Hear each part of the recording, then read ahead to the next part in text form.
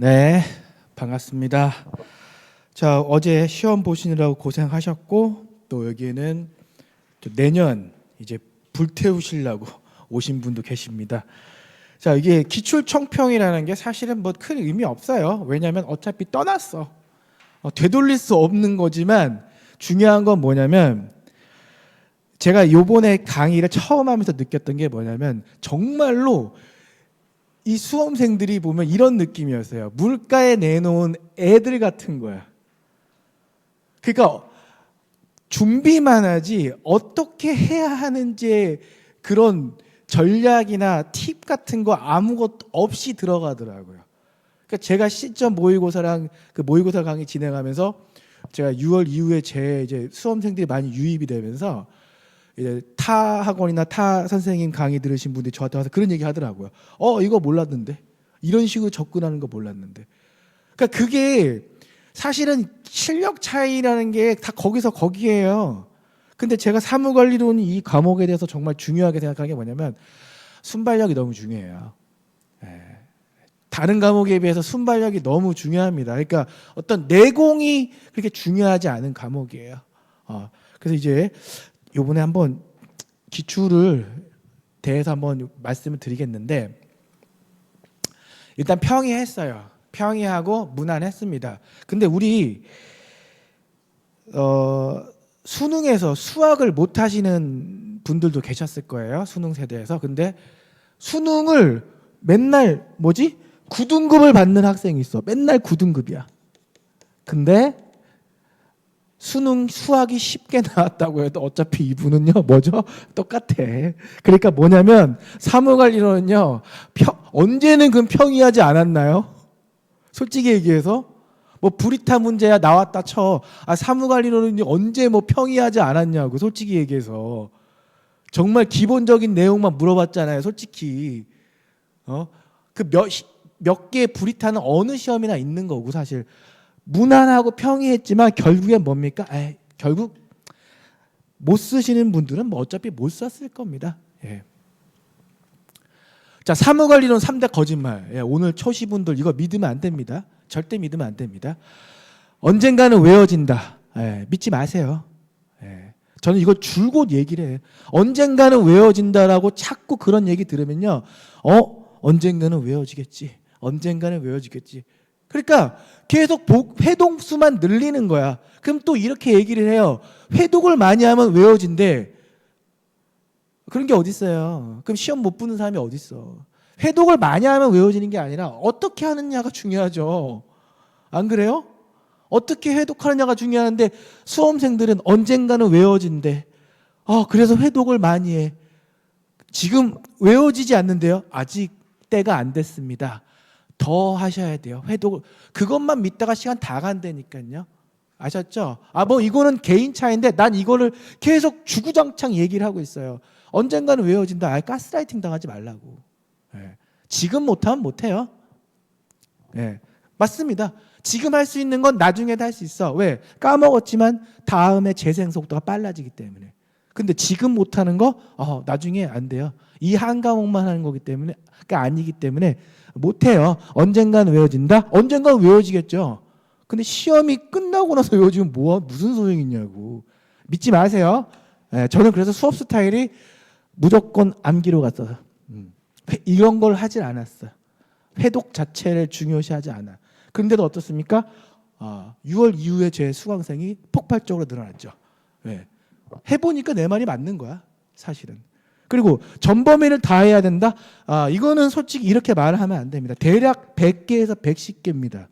시중에서 찾아보세요. 제 요약서가 가장 양이 적어요. 그건 부정할 수 없는 팩트죠. 근데 난 이렇게 못하겠다고 수업을. 왜? 못할 거 아니까. 왜? 강사인 저도 못한다니까요. 어떻게 100개 넘는 주제를 그거를 내가 어떻게 시험장에 들고 나도 못해. 나도 못하는 걸 수험생들한테 어떻게 하라고 하냐고요. 안 그래요? 그래서 제가 누차 강조한 건 그랬어. 내 기본서가 요약서에서 시험을 합격할 정도로 충분한 점수가 확보가 안 되면 난 내가 안 한다 그랬다니까. 그러니까 여러분들은 항상 그래요. 전범위를 다 해야 된다 이런 얘기 하지 마세요. 불안하면 불안할수록 여기저기 손댔다가는 망합니다. 설사 전략적으로 실패하더라도 절대로요, 전범위를 다 하는 그런 멍청한 짓을 하면 안 돼. 진짜로. 이거 하시는 분들 막 불안해서 막 전범위 손대는데 난 내가 봤을 때 수험에 대한 감각이 진짜 없는 거예요. 누가 다 하고 들어갑니까? 불가능합니다. 이렇게 말하는 사람 지보고 해보라고 해요. 지보고. 못해. 자, 암기 과목이니까 마지막에 해야 한다. 이거 진짜 실패 많이 합니다. 예. 사무관리론 마지막에 해야 된다고 해서 6월 달에 들어왔어. 되겠냐고요. 가장 실패를 많이 하는 이유가 이거예요. 암기 과목이니까 마지막에 해야 된다? 여러분, 사례형이 어려워요? 약술형이 어려울까요? 약술형이 어렵습니다. 왜요? 사례형은요, 세팅이 돼요. 딱 세팅이 되는데 약술형은요, 구석탱이 막 끌어내면은 못 잡아요. 그러니까 강사들의 적중률, 사례형은 적중률이 높을 수밖에 없죠. 약술형은 찢어놓으면 100개가 넘는데 이거 어떻게 적중률이 높일 수 있냐. 그러니까 모의고사도 다 때려박아서 그거 적중했다고 말하면 안 되죠. 저도 이번에 100%다 적중했습니다. 근데 의미 없어. 광고 같은 거 안 해. 왜? 때려박고 나서 적중 못하면 그게 미친 강사죠. 안 그래요? 나 그래서 그런 얘기를 하고 싶지가 않단 말이야. 자, 암기 강의 과목이니까 마지막에 해야 된다. 이거 제발 좀 이렇게 믿음 버리셔야 됩니다. 진짜입니다. 이것 가장 실패하는 첫 번째 이유예요. 예. 마지막에 해야 된다. 마지막에 하면 돼. 그때 하셔야 돼요. 오늘 초시분들은 이것만 알고 가도 돼. 솔직히. 특히 이거. 2개. 전범위 다 해야 된다. 필요 없습니다. 암기가 보니까 마지막에 해야 된다. 절대 믿지 마세요. 이 3가지가 사무관리론 3대 거짓말입니다. 믿는 거야 뭐 본인 마음이지만 저는 그렇게 주장하니까 저를 믿으실 분은 믿으세요. 아셨죠? 자, 요약서로만 시험 대비가 충분한가? 그렇죠? 대부분 행정사분들은 직장 병행을 하시기 때문에 요약서에 대한 선호도가 높죠. 저도 원래 요약서를 만들고 싶지 않았는데 요청이 많아서 만들었는데, 요약서로 결과적으로 말하면 이번 시험에 일단 제 요약서 기준으로 보면은 일단 90%는 커버가 됐습니다. 그렇죠?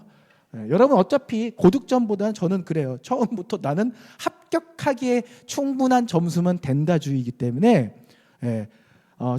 충분한데 일단 뭐 어느 학원 요약서도 다 똑같아요, 사실은. 그러니까 여러분들이 중요한 건 뭐냐면 요약서냐 기본서냐라는 확실한 어떤 고민보다는 하나만 제대로 파세요. 이것저것 제가 모의고사 강의 때 그런 말 많이 했거든요. 학원별 자료 같은 거 수집하지 말고 가지고 있는 요약서 요거 하나로 승부 보세요라고 했죠. 그걸로 승부 봐야 돼. 이건 어떤 과목에도 마찬가지입니다. 하나만 제대로 파면 되니까 여러분들은 어떤 교재를 갖든 그거 하나만, 번잡스럽게 교재 양을 늘리지 마시고요. 하나만 됩니다. 그렇죠? 자, 우리 수험생이잖아요. 그럼 우리 이상적인 것과 현실적인 걸 구분해서, 저는 무조건 현실주의입니다. 왜? 저도 수험생을 해봤는데 강사분들이 얘기하는 이상적인 얘기는 듣지 마. 솔직히 얘기해서. 왜냐하면 여러분들이 구현해내지 못합니다. 여러분들 50분 안에요. 50분 안에 너무 시간이 적어요. 50분 안에 뭘 해야 돼? 100분도 아니야. 그럼 50분 안에 뭘 해야 되는데 이상적인 전략 같은 거 필요 없다니까. 진짜요. 내가 진짜 이거 답답한 거야, 수험생들. 뭔가 있을 것 같죠? 없어요. 실제 모의고사 해봐도 뭐냐? 쓰기 바빠. 아니, 쓰는 것조차도 어려워. 우리가 축구를 하잖아요. 축구를 하는데 90분 동안 체력이 없어, 체력. 90분 동안 체력이 없는데 히딩크한테 축구 배우고 안정환한테 축구 배우고 호날두한테 축구 기술을 전수받아. 그 무슨 소용이 있어? 뛰지를 못하는데. 여러분의 문제는 뭔지 아세요? 암기가 안 되는데 어떻게 쓸 것인가, 잘 써야 된가, 이런 고민을 한다니까. 어떻게 하면 기깔나게 쓰지? 어떻게 하면 문장을 더 채점위원들의 눈에 들게 하지? 어떻게 하면 더 유연한 목차를 구성하지?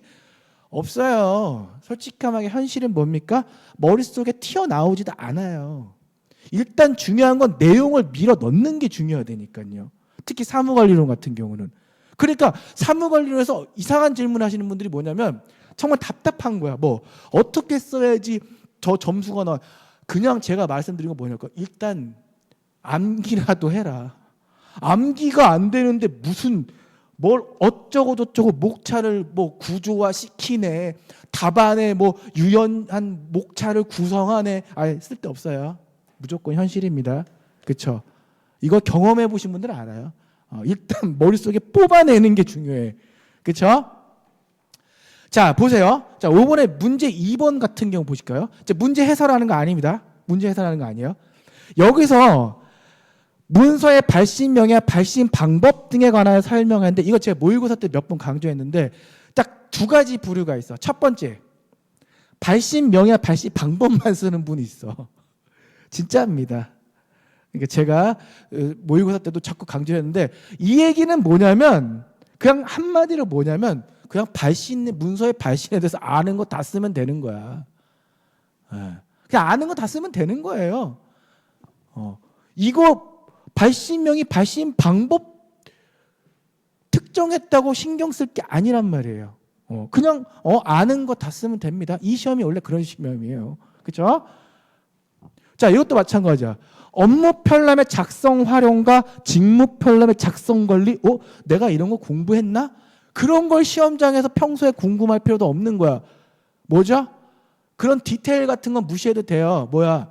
그냥 편람에 대해서 아는 거 쓰면 돼요. 그렇죠? 이거를 뭐 해설할 때 뭐 어떤 목차를 잘 구조화 시켜야 된다 그러는데 웃기지 마. 그럴 스킬도 없고 그런 구력도 안 생겨. 수험생은 왜? 여기까지 못 외우신 분들이 거의 천지 빽깔입니다. 수험생들. 이게 끄트머리에 있거든요. 이 내용이 거의 못 가요. 그러니까 내용 이런 거 필요 없어. 내가 아는 내용 그냥 밀어 넣는 게 중요하다니까. 현실적으로. 자, 이것도 마찬가지야.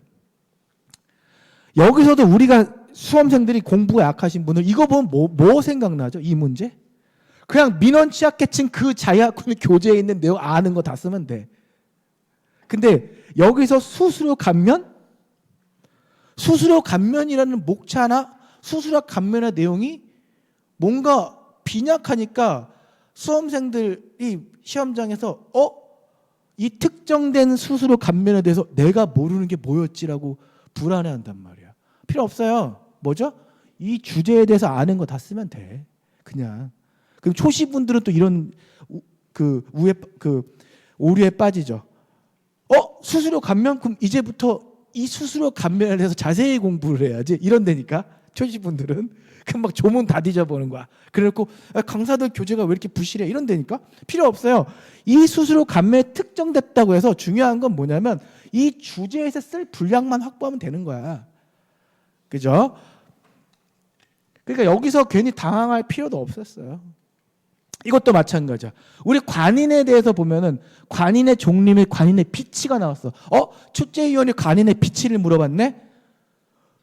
내가 공부를 관인의 비치라는 걸 제대로 했었나? 그런 목차가 있었나? 없어요.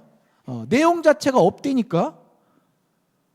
특수 관인은 일반 해당 관인과 좀 따로 관리를 한대. 아니면 쓸 게 이거밖에 없겠지.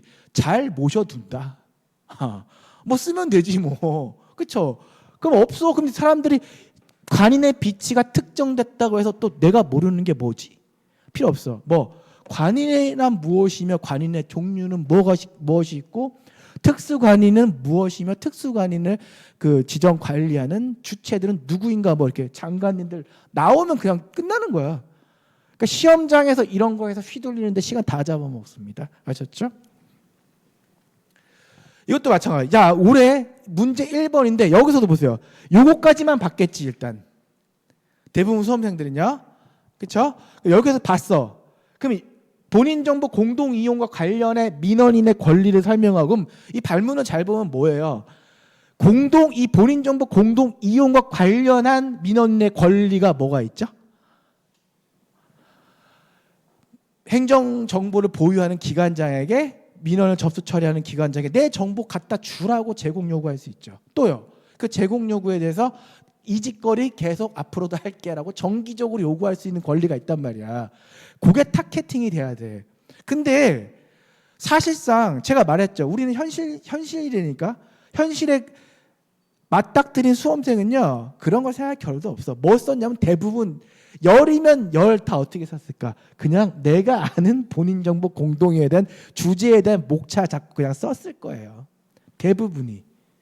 근데 그게 잘못됐다는 게 아니야. 왜? 어쨌든 이 내용이 들어가서 어딘가에만 꽂혀주면 돼. 어딘가에만 꽂혀주면 되는 거지.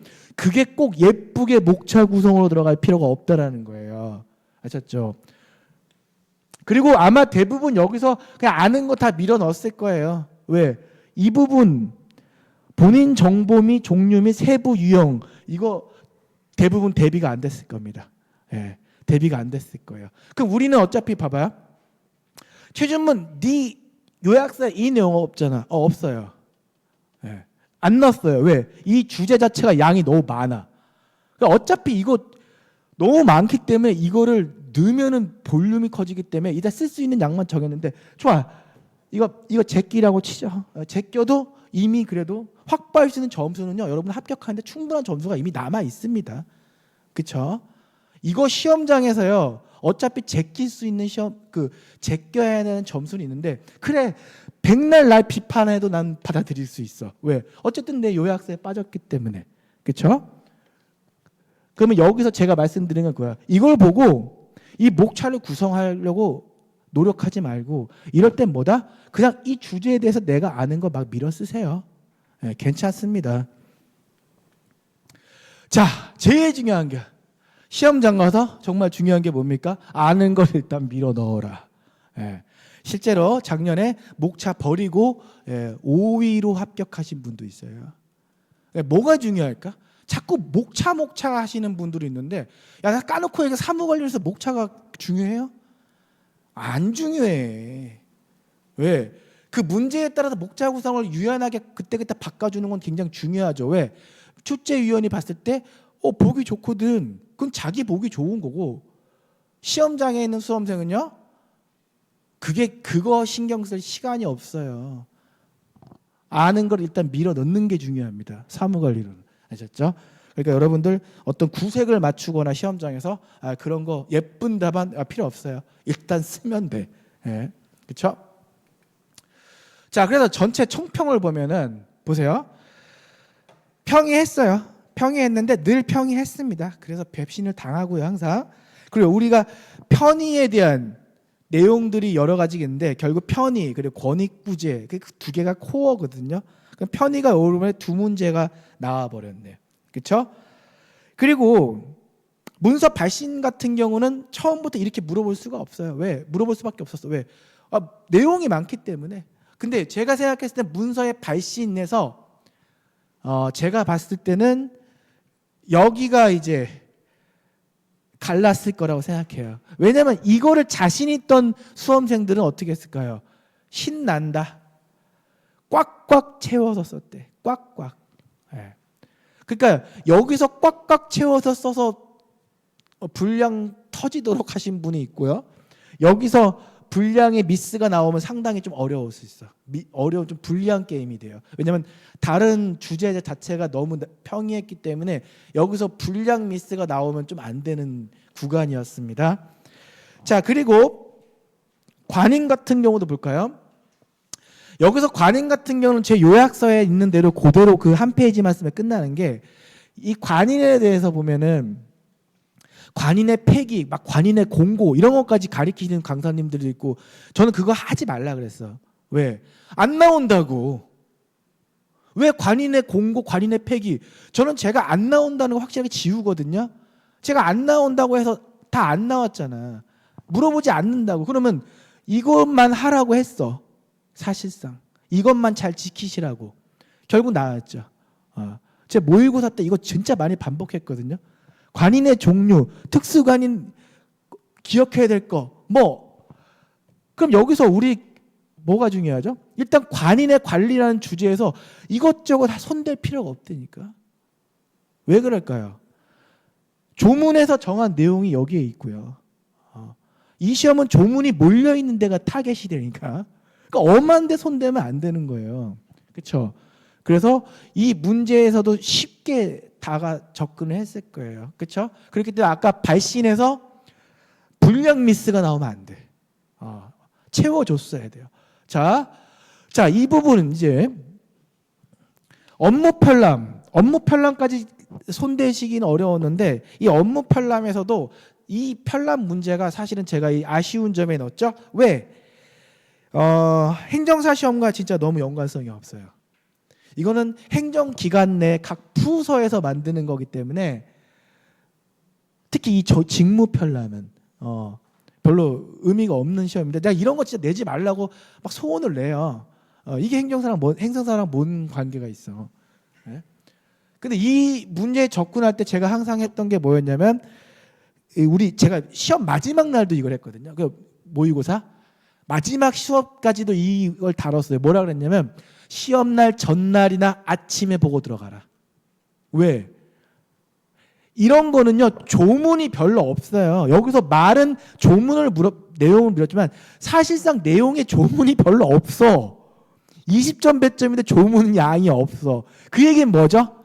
나머지 내용은 굉장히 잘 지어내면 된다. 그렇죠? 굉장히 자유도가 높았단 말이야. 그렇기 때문에 마지막에 눈에 바르고 가라. 암기할 게 아니라 눈에다 바르고 뭐 우리 배웠던 내용들 있죠. 표준화, 전문화, 전문 지식, 효율성 이런 거 갖고 밀어넣을 생각만 하면 되는데 대부분 방어를 그렇게 했어요. 잘. 이거를 달달달 외우신 분들은 조금 수험을 힘들게 하신 분들이고 아마 그분들은 이거 보고 경도된 생각에 고민 좀 했을 거예요. 근데 어차피 처음부터 눈에다 바르고 갈 작정으로 가서 유연하게 하신 분들은 뭐라도 소설이라도 잘 쓰고 왔겠죠. 그게 중요하다니까요. 자, 그래서 우리 이제 어떤 시험에 대한 얘기보다도 저걸 보시면 제가 아까 나눠줬던 내용에서도 보면은 유의점이 있죠. 예. 유의해야 할 점 여기서 뭐죠? 아까 말씀드렸듯이 혹시 발문에 특정되더라고 해도 수수료 감면을 특정해서 물어봤다고 해서 그렇죠? 이런 거 신경 쓰지 말라는 거예요. 굳이. 그리고 똑같이 그 3페이지 보시면은 중간에 민원 취약계층에 대한 행정기관장의 민원 처리 수수료의 감면 비율이나 감면 금액은 법 제12조의 2, 제5항에 따른 감면 비율이나 감면 금액 이상으로 한다. 다만 다른 법령에 특별한 규정이 있는 경우에는 해당 규정에서 정하는 바에 따른다. 자, 시험장에서 수수료에 대한 내용이 나왔다고 이거 쓸 수 있는 수험생 몇 명 있을까요? 자신 있게 얘기해 보자고요. 쓸 수 있었을까요? 못 써. 못 쓴다고요. 그럼 우리 어떻게 썼어야 돼? 시험장에서는 그냥 민원 취약계층에 대한 민원 처리는 수수료 감면해 줄 수 있다고 이렇게 쓰던가 아니면 이 감면해 주는 금액이나 비율은 홈페이지 게시해 준다. 요걸로 요렇게 방어를 했었어야지. 수수료에 대해서 감면에 특정했다고 해서 이런 구체적인 내용까지 다 끌고 오면 여러분들 수험 생활이 힘들어진다는 뜻이에요. 아셨죠? 제가 말씀드리고 싶은 게 이런 겁니다. 그리고 뒷장 보시면요. 관인의 종류, 비치. 아까 했잖아. 관인, 비치. 이게 출제위원이 이렇게 물어볼 수도 있지. 그러니까 관인을 비치 어떻게 하냐고 이렇게 물어본 걸로 재심을 이해한단 말이에요. 무시해도 된다니까. 왜? 그냥 관인의 종류에 대한 내용만 잘 쓰면 돼요. 그럼 실제 우리가 쓸 수 있는 내용이 뭡니까? 특수관인은 해당 기관의 관인에 따로 비치해 사용한다. 이거 아니면 지어내든가요. 해당 기관의 관인은 잘 모셔둔다. 뭐가 있냐고. 그러니까 이 특정됐다고 해서 관인의 비치에 대해서 특정했다고 해서 그게 마치 별도의 어떤 블록이나 토픽이라고 생각하시면 안 돼. 그런 걸 시험장에서 속된 말로 쌩까고 무시하고 그냥 자기가 아는 내용을 일단 밀어넣는 게 중요해요. 아셨죠? 이건 앞으로도 마찬가지야. 그렇죠? 자, 그리고 제가 이렇게 썼죠. 관인의 빛은 모르셔도 되는 내용입니다. 모르셔도 돼요. 모르셔도 된다니까. 이게 여러분의 이걸 아는 사람이 더 이상한 수험생이에요. 아셨죠? 그러니까 이런 거를 내는 축제위원들이 왜 이렇게 낼까요? 제 생각은 그렇습니다. 그냥 의도가 아니에요. 왜냐하면 사무관리론을 출제하신 분도 사무관리론 잘 모릅니다. 그분들이 공무원이 아니잖아요. 그렇죠? 공무원이 아니잖아. 현재 지금 이 사무관리론 강의하는 분들 중에 유일하게 저만 공무원 출신이죠. 그렇죠? 그러면은 어떤 그 용어가 어떻게 적용되는지를 잘 알아. 근데 그분들은 학자야. 학자분들은 또 실무적인 내용에 대해서 약간 좀 그게 다르다는 것도 알고 있습니다. 그렇기 때문에 이게 약간 소프트한 거지. 디테일하게 들어갈 수가 없는 거야, 실제로 문제도. 자, 그래서 문제 1의 물음 1에서 아까 말한 여기서 보면은 여기서도 아까 말씀드렸죠. 본인 정보 종류 및 세부 유형 놓쳤다고 해도 그냥 평정심 잃지 말고 그대로 쭉 자기가 아는 내용을 일단 밀었으면 되는 거였습니다. 자, 그럼 기출 해설을 하다 보면 보시죠. 제가 이거 해설 강의 정말 싫어하거든요. 왜? 의미도 없고. 근데 해야 되니까. 자, 여기서 일단 목차를 뭘로 잡았을까요? 대부분 수험생들은 그냥 자기가 아는 대로 썼을 겁니다. 그렇죠? 아닌가요? 그렇죠? 그랬을 거야. 자기가 아는 대로 그냥 썼죠.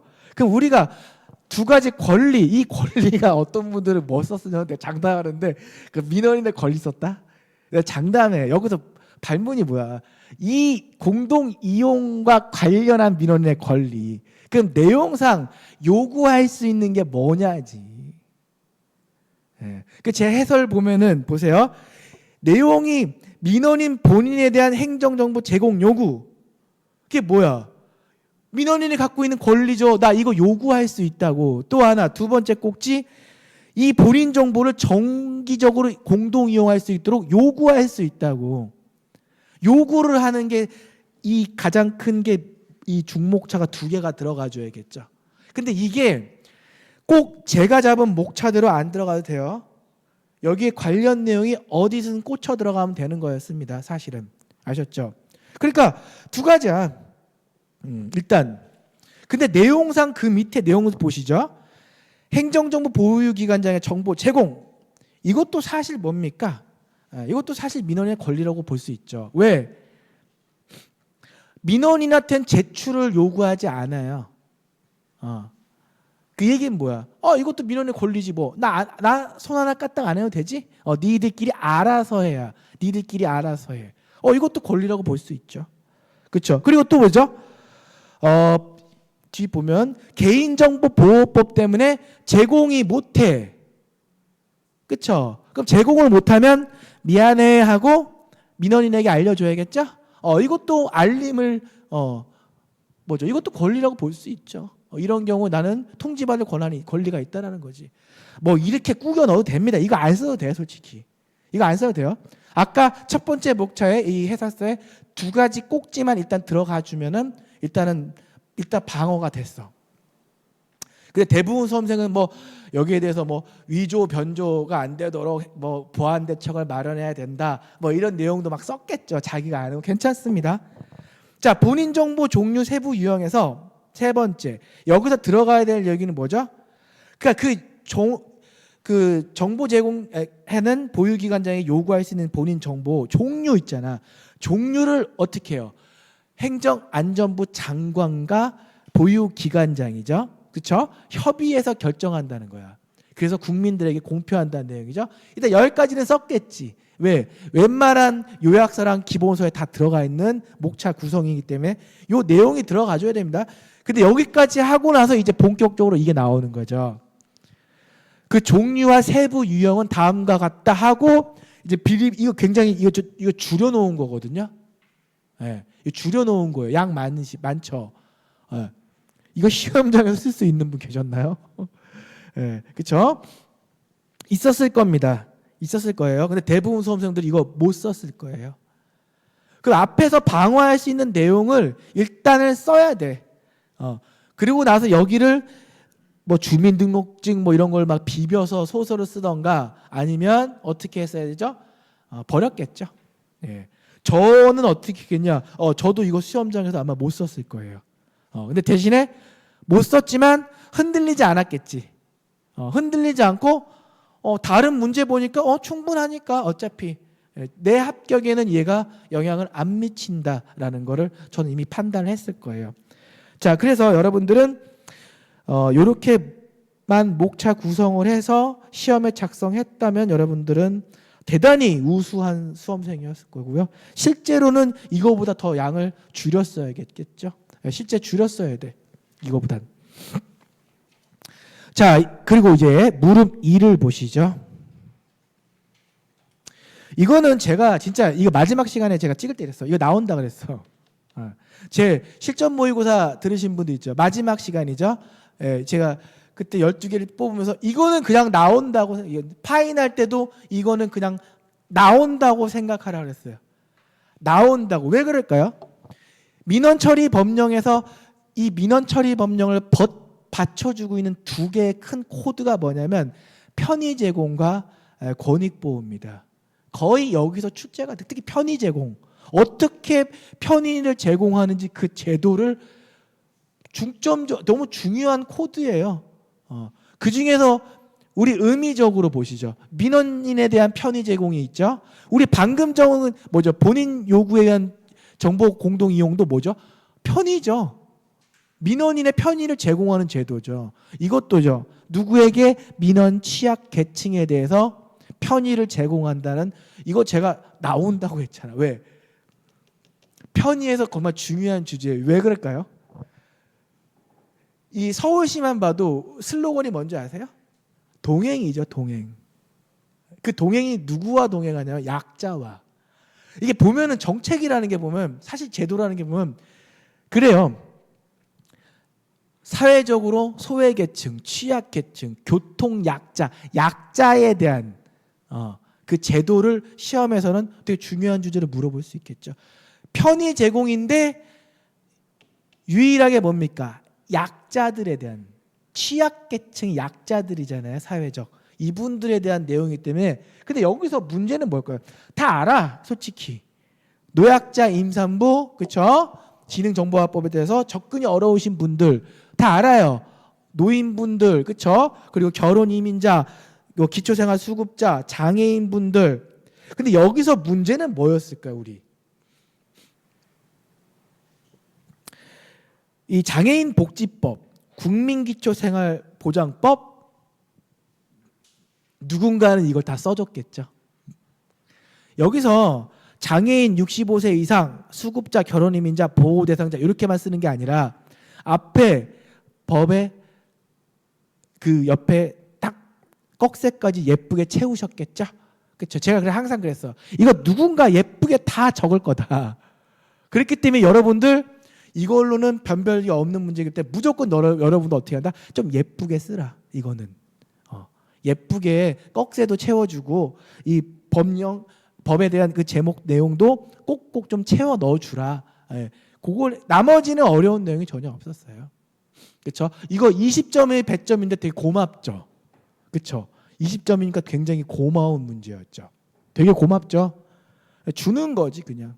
그럼 여기서 여러분들이 수수료에 대한 내용이 뭐가 있을까요? 그죠?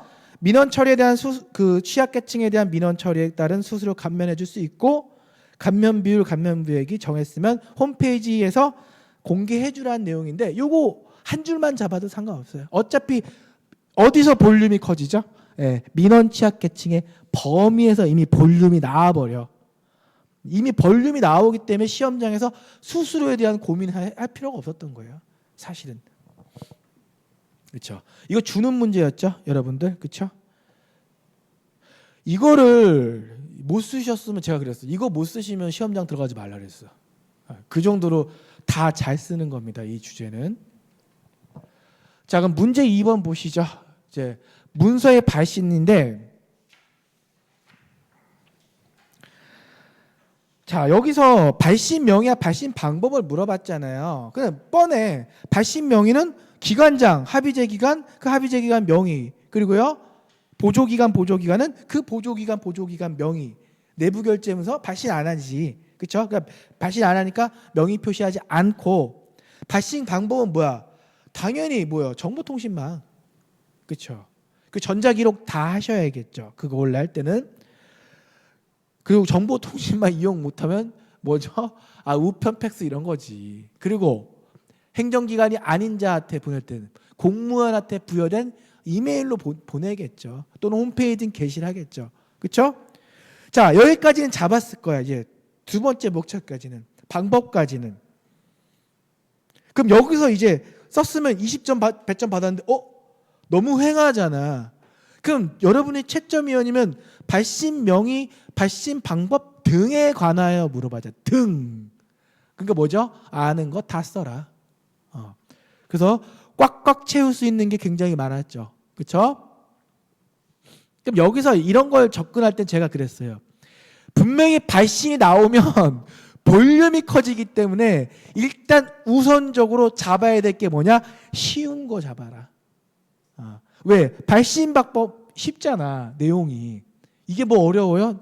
이런 거 잡아두라고 했어. 그리고 뒤에 보시면 문서 등의 보안 유지 너무 쉽지. 이것도 내용 자체가. 그래서 발신 원칙 세 번째 목차에 두 번째, 세 번째 꼭지 보면 이게 이해가 안 가고 말이 어려워서 못 쓸 것 같은데 내가 버리라 그랬거든. 왜? 이거 붙잡고 있느니 차라리 다른 거 쉬운 거 써서 채워 넣으라. 우리는 현실적으로 접근해야 된다 그랬죠. 그렇죠? 그래도 분량이 어때요? 꽉꽉 차죠? 그러니까 내가 수업 시간에 이거 모의고사 때도 계속 강조했던 게 뭐야? 발신 나오면 쉬운 게 명이랑 일단 발신 방법 너무 쉽잖아. 내용 자체가. 그러니까 이런 거 우선적으로 잡아두고 발신 원칙에서 2번, 4번째 꼭지 같은 경우가 입에 안 붙고 안 외워진다면 그냥 지워버리고 가라 했잖아요. 왜? 나머지 내용들 쉬운 내용 우선 잡고 가라는 거예요. 여러분들. 자, 그럼 발신 방법했고 특수한 조치는 뭐죠? 비밀, 그리고 국가 안보, 질서 유지, 경제 안정 등 국가 이익 해칠 우려가 있으면 보안 조치해서 문서 발신한다는 뜻입니다. 그리고요. 발신 원칙, 당연히 직접 처리해야 될 기관에 발신하는데 다만 필요한 경우, 그렇죠? 뭐다? 개통을 거친다. 그 얘기는 뭐죠? 바로 문서를 발신하는데 이 문서 내용이 우리 조직에서 갖고 있는 정보 같은 걸 담고 있다면 내 윗선한테 보고하고 보여주고 개통을 거쳐서 발신한다는 뜻이에요. 그렇죠? 자, 하급기관이 바로 이 상급기관 외에 이거 어떻게 입에 안 붙으면 어떻게 하다? 버리라. 그렇죠? 똑같은 프로세스로 상급기관이 바로 하급기관 외에 하급기관에 발신하는 경우에는 어떻게 한다? 필요하다면 하급기관 거쳐라. 이 얘기예요. 지금 뭐 의미 없습니다, 여러분들. 재발신은 쉬우니까 이거 아마 챙기실 분들 챙기셨을 겁니다. 그렇죠? 여기서 처리과 주무장에 수직과장에 승인 이런 필요 없어. 그냥 1번, 2번, 3번 꼭지만 넣어도 상관없습니다. 지금 내용 자체가 이 분량이 터져 나가기 때문에요. 자, 문서의 게시 같은 경우도 뭐다? 전자 게시판 띄워놓고 홈페이지 게시하면 얘네들 같은 경우는 그냥 뭐다? 발신한 거야. 왜? 발신을 왜 하죠? 시행하는 거니까. 시행을 위해서 발신하는 거니까 이게 그냥 시행이 된다. 그러니까 발신이다라고 보면 됩니다. 자, 이렇게 하시고요. 선생님, 왜 이렇게 그 해설 강의를 별로 이렇게 힘을 안 주세요? 전 모의고사 강의 때도 해설 강의는요. 실전 때는 안 했어요. 그리고 6월 모의고사 때도 거의 마지막 시간에 다 실강생들 집에 보내고 제가 혼자 찍었어요. 왜? 별로 안 중요해서. 제가 이 8월달 모의고사 다른 선생님들 2시간씩 했잖아요. 난 3시간씩 했거든요. 왜? 무조건 요약서 돌리는 게 더 중요하기 때문이죠. 자, 관인의 종류. 비치. 관인의 종류는 딱 뭐가 있지? 우리 그냥 상식적으로 청인이 있죠. 청인은 뭐지? 관청청. 기관이니까 청인이고, 직위는요, 내 직분이 걸렸다고. 장 들어가면 직이냐. 그 종류죠, 뭐. 그리고요. 근데 여기서 보면은 보조기관이 위임받은 사무는 뭐죠? 장관 밑에 예를 들어서 차관 밑에 실장 밑에 국장, 그분들이 위임받아서 처리한다. 그분들 직이 걸렸죠. 직인이지. 이렇게 쓰면 쓸 게 없기 때문에 이렇게 쓰라는 겁니다. 그렇죠? 근데 합의제 기관이 아니라 합의제 기관장이 장으로서 사무 처리한다? 그럼 뭐 그때도 직인. 그러니까 결국 청인과 직인이 있다고. 또 전자이미지 관인이 있죠. 전자이미지 관인은 뭐죠? 전자문서 사용하는데 그 관인의 인형을 컴퓨터 등 장치에 입력해서 사용하는 거죠. 전자이미지 관인. 그리고 또 뭐가 있죠? 특수관인이 있죠. 따로 별도로 특수관인을 목차 구성할 필요 없이 그냥 관인의 종류에 넣어버리면 되지. 이렇게 특수관인. 네, 이런 경우에 특별한 용도 때문에 관인을 가질 수 있으니까 특별하니까 어떻게 해야 돼? 일반적으로 관리하는 관인과 따로 비치해서 관리해야겠죠. 그리고 이 특수관인에 대해서 필요한 사항을 정하시는 분들 딱 상식적으로죠. 각급 학교, 공립학교, 교육부 장관, 그리고 군기관, 국방부 장관, 검찰기관, 법무부 장관, 외교공관이나 외교문서, 외교부 장관, 그리고 재무나 회계에 관련된 사항은 기재부 장관. 그렇죠? 이렇게 들어가주면 되는 거죠. 그래서 관인의 등록관리 넣어봤습니다. 그냥 이런 거라도 좀 써주시면 쉽잖아. 이런 거라도 꼭지 넣어주면 뭐 괜찮습니다. 이런 것도 득점 돼주니까요. 꼭지에 넣어주시면 되고. 근데 여기서 실제로 뭐 관인은 뭐 하시다 뭐 이런 개념 필요 없이 그냥 첫 번째 목차 잡은 대로만 쓰셨으면 요거 다 방어돼요. 왜냐하면 쓸 내용이 없어. 그러니까요. 그러니까 이번에 시험이 생각보다 시간이 조금 어땠어요? 그렇게 막 빡빡하지 않았죠. 사무관리론 아마 그랬을 겁니다. 실제로 양이 그렇게 많지 않았어. 오히려 제 모의고사가 제일 많았어. 그렇죠? 자, 문제 4번 보죠. 자, 편람인데 편람 같은 경우는 실제로 내용이 보면요. 제가 이제 보시면 직무편람의 개념, 작성 대상, 작성 내용이 있죠. 그렇죠? 15페이지에 직무편람 작성 내용이 있잖아요. 얘를 내가 5월 30일 날 뭘로 잡았냐면 C급 주제로 잡았어요. 그 브리타로 잡았어요. 뭐를? 이 직무편람 작성 내용을요. 왜 그랬을까요? 이 15페이지에 있는 이 작성 내용 있잖아요. 1, 2, 3, 4. 얘네가 조문이에요. 얘네가 조문이에요. 그러니까 행정편람에 탈탈 털어도 조문이 실제로 시행규칙에서 얘야. 없어요. 이거 말고 또 있는데 쓸 게 없어. 조문상 내용은 진짜 내용이 빈약해요. 그렇기 때문에 제가 요 작성 내용 콕 집어서 물으면 브리테라 그랬는데, 그쵸? 난 이거 솔직히 브리테라고 생각해. 근데 중요한 건 이 작성 내용을 시험장에서 쓸 수 있는 수험생이 과연 이렇게까지 디테일하게 챙기신 분은 거의 없다고 보면 됩니다. 장담하는데. 그럼 뭐죠? 일반적인 내용으로 접근했겠지. 뭐 업무 편람이란 무엇이고, 그죠? 왜 필요하며, 그리고 그 편람에는 행정 편람과 직무 편람이 있으며 그 편람을 만들면 어떤 효과가 있지, 뭐가 좋지에 대한 이런 식으로 대부분 구성했을 거예요. 그렇죠? 딱 그 세 번째 작성 내용 1, 2, 3, 4 얘네 꼭지를 디테일하게 잡아서 넣을 수 있는 수험생이면 정말 고수고, 대부분 수험생들은 뭐죠? 일반론적으로 접근했다는 거예요. 그럴 수밖에 없는 주제입니다. 그렇죠? 그 뭐냐? 업무 편람. 그 막 블라블라 이거 어떻게 해야 돼? 이대로 외우면 바보지. 제가 수업 시간에 말했던 것처럼. 이거 외우는 거 아니라니까. 어떻게 해요? 시험장에서 지어내는 거야. 뭐 갖고? 표준화로. 표준화된 업무를 실어 놓은 거 아니에요. 그렇죠? 방법과 처리 절차 등을 담아놓은 지침서라는 내용만 들어가게끔 말을 지어내고 세네 줄 늘어들 필요도 없었다. 사실은. 이건 그냥 적어놓은 예시지 이대로 안 써도 된다고. 이걸 외우는 분들이 있어요. 좀 안타깝죠? 자, 편람의 작성 활용. 이거 그대로 물어봤죠. 업무 편람의 작성 활용. 그죠? 그대로 나왔잖아. 두 번째 목차. 제 교재 그대로 있거든요. 그러면 이대로 똑같이 써도 되지만 필요 없어. 그냥 이 내용만 알고 있으면 돼. 왜?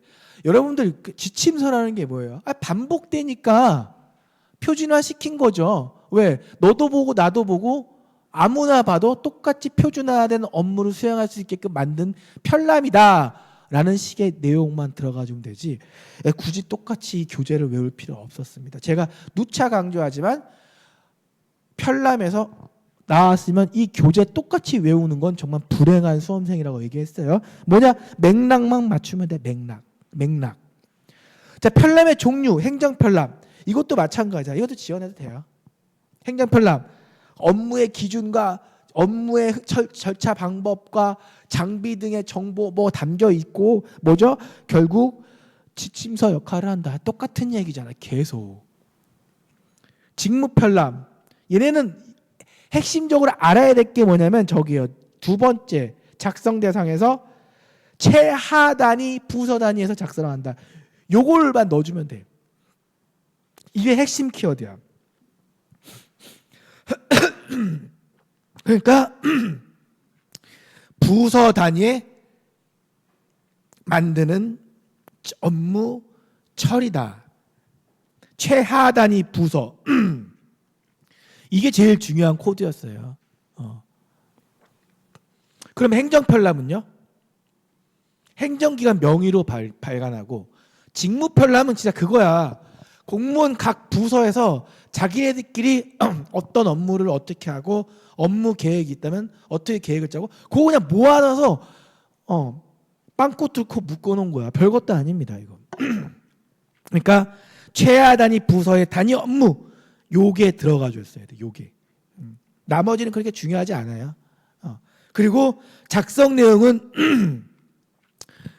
카바를 못했을 거예요.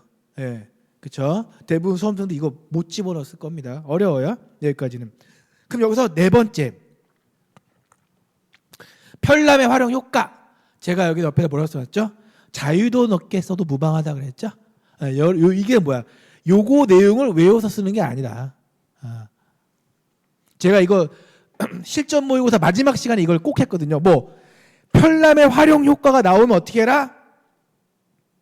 지금까지 배웠던 표준화, 간소화 이런 거 밀어 넣으라고. 뭐 업무를 표준화해야 처리할 수 있어. 지침서 역할을 할 수 있어. 그리고 중복을 방지한대.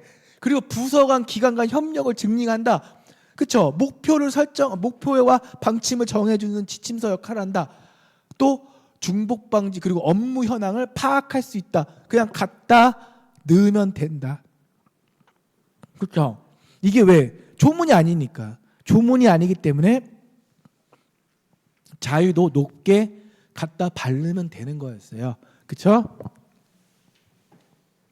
자, 그럼 여러분들은 이제 보시면, 자, 우리가 수험을 준비하다 보면 이 초심분들도 이게 꼭 들으셔야 됩니다.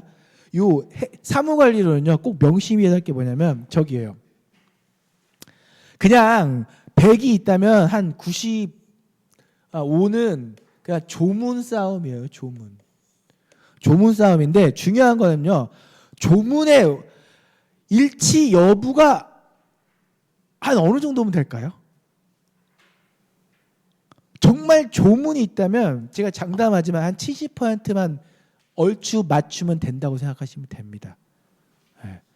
조문을 그대로 암기하는 건 그야말로 미친 짓이고요. 네. 못합니다. 절대 못해요. 그냥 조문을 마음 놓고 이렇게 생각해. 한 그냥 70% 공부할 때는 한 60% 정도의 싱크율만 맞추자. 그러니까 뭐죠? 핵심 키워드만 일단 잘 집어넣자. 그리고 좀 더 잘해서 시험장 가서 70%로 들어가면 돼요. 여러분들. 조문 80% 이상의 싱크로율은 저는 할 수 있죠. 여러분도 못해요. 수험생도 못합니다. 절대 못해. 강사들이 여러분한테 그런 걸 강요한다면 강사가 아니야. 오히려 솔직하게 못합니다. 예. 여러분은 80% 이상의 싱크로를 못 맞춰요. 못 맞춥니다. 조문가의 정확성 못 맞춰요. 한 70%라고 생각해. 편해요. 나머지는요, 뭐냐면, 이론적인 부분이 있는데, 이 이론적인 부분은 뭐냐면, 나머지는 그냥 내가 이 행정 업무 규정을 배우면서 배웠던 키워드 갖고 그냥 그 자리에서 소설을 쓴다고 생각하시면 되는 겁니다. 그냥 그 자리에서 그냥 글짓기 하고 나오는 거야. 그 나머지는요, 완전히 실무적인 건 거의 안 나와요. 그래서 여러분들이 수업을 들을 때 일단 실무적인, 아주 실무적인 거를 가르치시는 분들이 있는데 그거 필요 없어요. 왜? 출제위원도 몰라요. 지금 사무관리론에서 가장 정확하게 아는 사람이 저밖에 없습니다. 그죠? 그래서 가장 실무적인, 지극히 실무적인 내용은 사실상 안 나요. 선생님, 아까 행정업무 편람 지극히 실무적인데 왜 나왔어요? 아, 그 작성 내용이 시행규칙에 있어요. 시행규칙에 있단 말이야. 그 작은 그 걔네들이 시행규칙의 조문에 있으니까 실무적이지만 조문에 있으니까 낸 거지만 완전 조문에도 없는 실무적인 내용 뭐 찾아보세요. 요번 시험만 봐도 없잖아요. 결국 뭐죠? 조문이죠. 조문입니다. 그러니까 여러분들 이 시험 보시면서요, 앞으로 시험 준비하실 분들로 또 다시 이제 시작하시는 분들은 딱 이것만 생각하세요. 가장 적은 양으로, 그리고요 가장 적은 시간을 투자해서요 어떻게 한다? 그냥 합격할 수 있는 점수만 만들고 민법 계약, 실무법 그리고 절차론에 더 시간을 쓴다라는 전략으로 가셔야 됩니다. 이거는 맞아요. 사무관리론은요, 시간 더 많이 투자한다고 되는 게 아니에요. 어차피 대부분 못합니다. 그러니까 시험은 남들 좀 하는 건데, 이번에 민법 어려운데 민법 좀 잘하시는 분도 있을 거 아니에요. 그럼 여러분도 좀 잘해야 돼. 사무관리론은 좀 못해도 돼요. 왜? 다 못할 거니까. 아셨죠? 그래서 새롭게 도전하시는 분들 또는 다시 도전하시는 분들, 이번에는 수험 전략에서 사무관리론에서 최소 시간을 투자한다. 그렇죠? 그 전략으로 가시면 되겠습니다. 기출청평에 대한 내용은 프린트로 보시면 되고요. 제가 이제 오늘의 시간을 마치고 이제 저한테 질문하실 분들 질문 얘기 듣겠습니다.